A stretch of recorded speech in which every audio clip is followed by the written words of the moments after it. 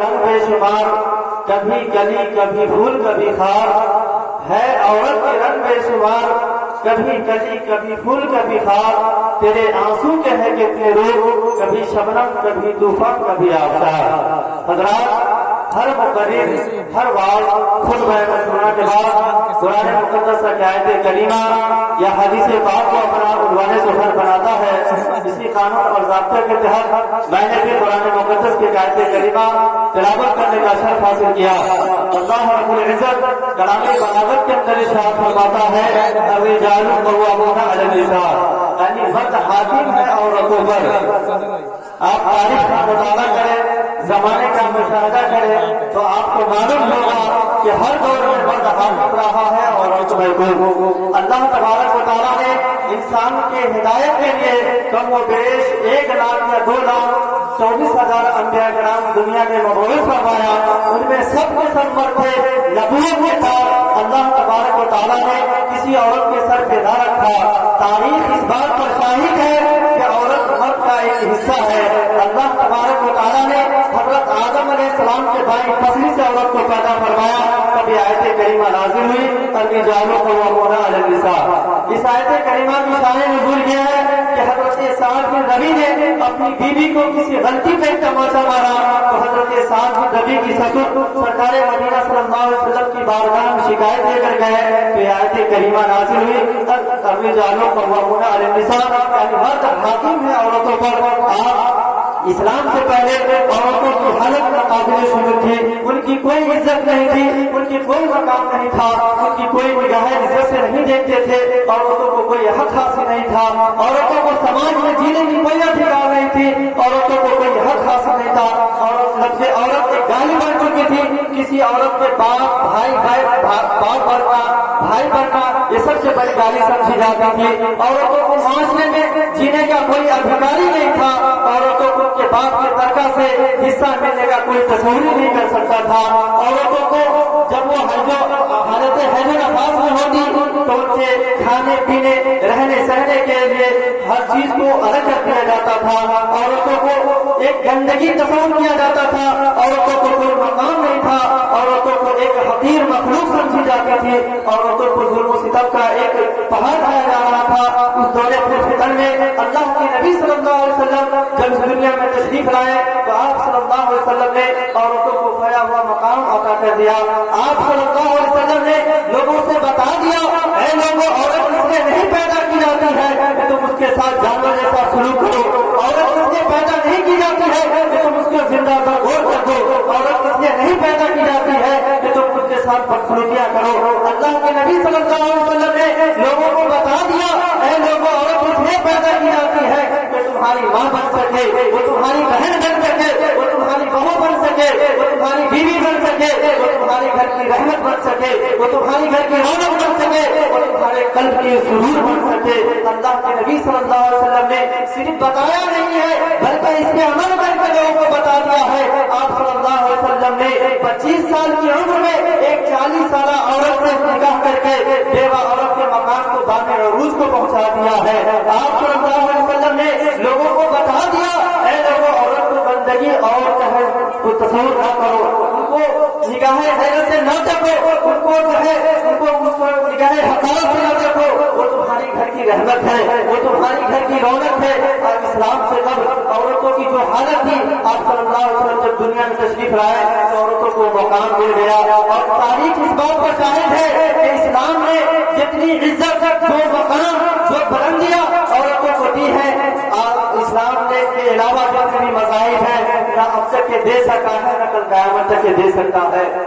حضرات، نکاح کرنا سنت رسول ہے، نکاح کرنا باعث ایمان ہے، نکاح کرنا نصف ایمان کو محفوظ کرنا ہے، لیکن اس سے نئے کام میں بھی تھوڑا بہت داخل ہو گیا ہے۔ اس سنت رسول میں بھی ناجائز کام ہونے لگا ہے، اس سنت رسول میں بھی وہابیات کا دخل ہونے لگا ہے، اس سنت رسول میں بھی آج ہمارے نوجوان شادی بیاہ کے موقع پر فلمی گانا گاتے ہیں، ڈرامہ بازی کرتے ہیں۔ اے مسلمانوں، نکاح کرنا سنت رسول ہے، نکاح کے موقع سے ولیمہ کرنا سنت رسول ہے۔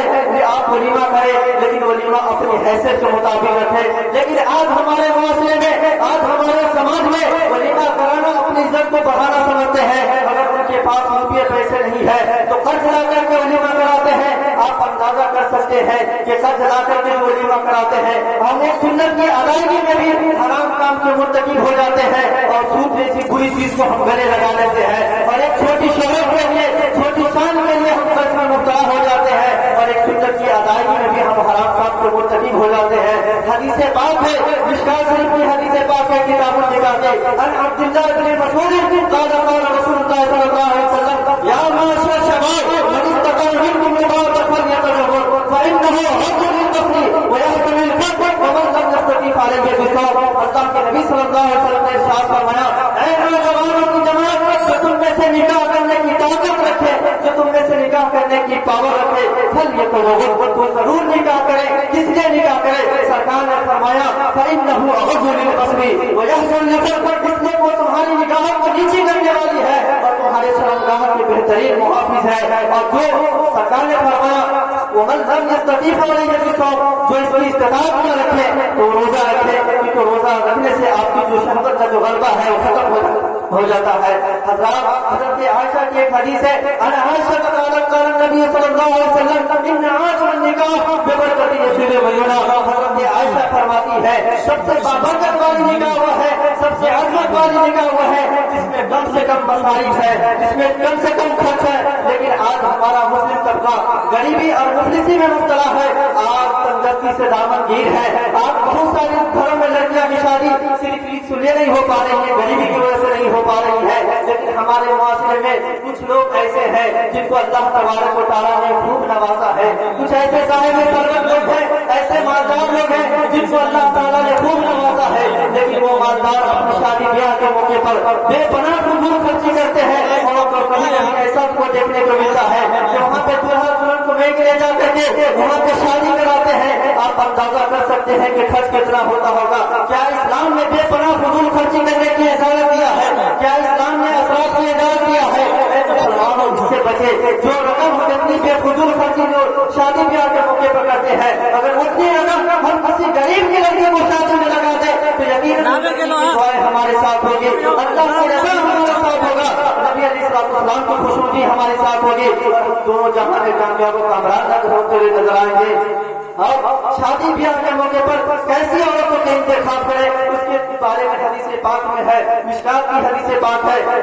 ابی ہریرہ رضی اللہ تعالی عنہ قال قال رسول اللہ صلی اللہ علیہ وسلم تنكح المرأة لمالها ولحسبها ولجمالها ولدينها وتدخل بذات الدين وتربت كذاك متفق علیہ، یہ متفق علیہ حدیث ہے۔ حضرت ابو ہریرہ فرماتے ہیں کہ اللہ کے نبی صلی اللہ علیہ وسلم نے ارشاد فرمایا عورت کی شادی چار چیزوں کی بنا پر ہوتی ہے، بولے مالها اس کی مال کی وجہ سے، بولے جمالها اس کی خوبصورتی کی وجہ سے، بولے حسبها اس کی خاندان کی وجہ سے، بولے دینها اس کی دینداری کی وجہ سے۔ سرکار نے فرمایا فاصبر بذات الدین، دینداری کو اختیار کرو۔ حسن و جمال تو ایک فانی چیز ہے، مال و دولت ایک فانی چیز ہے، آج سے کل ختم ہو جائے گی، لیکن دینداری ایک ایسی چیز ہے جو آپ کو دنیا میں بھی فائدہ ہوگا اور کل قیامت کے دن آخرت میں بھی فائدہ ہوگا۔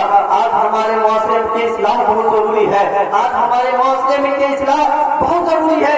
آپ حالات کا جائزہ لیتے ہیں تو پتہ چلتا ہے کہ ہمارے معاشرے میں کچھ ایسے بھکاری موجود ہیں جو گرگجیٹ ہے، کچھ ایسے بھکاری موجود ہیں جو عالیشان مکان میں رہتے ہیں، کچھ بھکاری ایسے ہیں جو ماروتی گاڑی سے چلتے ہیں، کچھ بھکاری ایسے موجود ہیں جو وکیل ہیں، کچھ بھکاری ایسے ہیں جو ڈاکٹر ہے۔ آپ دلی دل میں خیال کر رہے ہوں گے، آپ سوچ رہے ہوں گے کہ مولانا آپ کیا بول رہے ہیں، آپ کے بولنے کا کیا مطلب ہے؟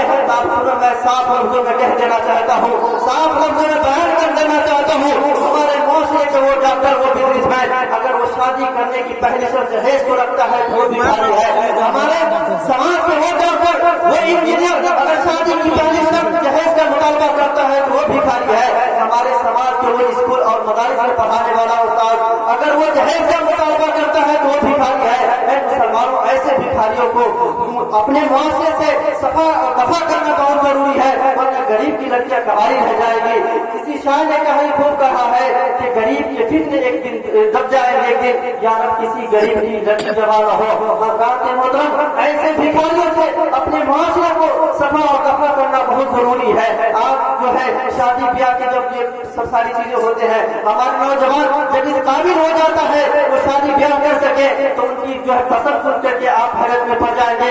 आज हमारे नौजवान अपनी जब शरीक हयात को तलाश करते हैं तो ये देखते हैं उनकी होने वाली बीवी आला तालीम याफ्ता है या नहीं, उनकी होने वाली बीवी स्टाइल वाली है या नहीं, उनकी होने वाली बीवी अंग्रेजी बोलती है या नहीं, उनकी होने वाली बीवी उनसे इंटरनेट पर से गुफ्तगू कर सकती है या नहीं। ऐ मजहब के नौजवानों, ऐ मुसलमानों, जिस मजहब को तुम चाहने वाले हो, जिस मजहब के तुम मानने वाले हो, वो मजहब इस्लाम है। क्या तुमने तहकीक किया, क्या तुमने समझने की कोशिश की कि तुम्हारी बीवी बाहया है या नहीं, तुम्हारी बीवी नमाज पढ़ती है या नहीं, तुम्हारी बीवी अंग्रेजी बोले या ना बोले लेकिन कुरान की तिलावत करती है या नहीं, तुम्हारी बीवी बाहया है या नहीं, तुम्हारी बीवी आका करीम सल्लल्लाहु अलैहि वसल्लम के सुन्नत पे अमल करने वाली है या नहीं, तुम्हारी बीवी हज़रत फातिमा ज़हरा के नक्शे कदम पे चलने वाली है या नहीं। ऐ मुसलमानों, अगर ने आपने जो है तलाश नहीं किया है, इंतखाब नहीं किया है तो ऐसी लड़की को तलाश करें, ऐसी लड़की को इंतखाब कर लिया आपने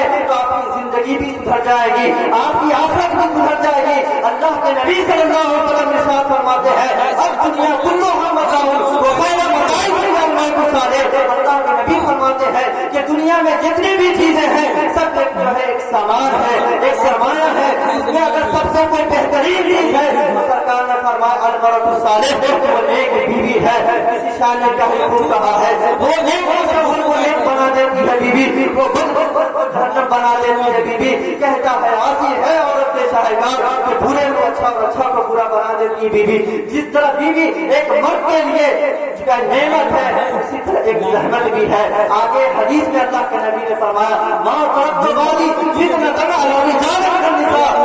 फरमाते हैं मैंने अपने बाप अगर सबसे कोई खतरनाक छोड़ा तो बढ़कर कोई चीज नहीं है, ज्यादा है, इसलिए जो है बहुत कम है, इसलिए मैं अपनी गुफ्तगू को यहीं पे खत्म करता हूँ। माले नलबला और मौला तबारक तआला की बारगाह में दुआ है तो मौला तबारक तआला बोलने में आमदन सहबन लफ्ज़ मानन किसी तरह की खामियां गलती हो गई है तो मौला मैं इस चीज को तौबा करता हूँ तो अस्तगफिरुल्लाह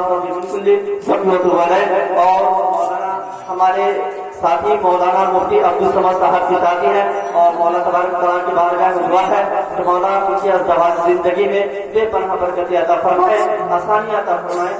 अस्सलाम।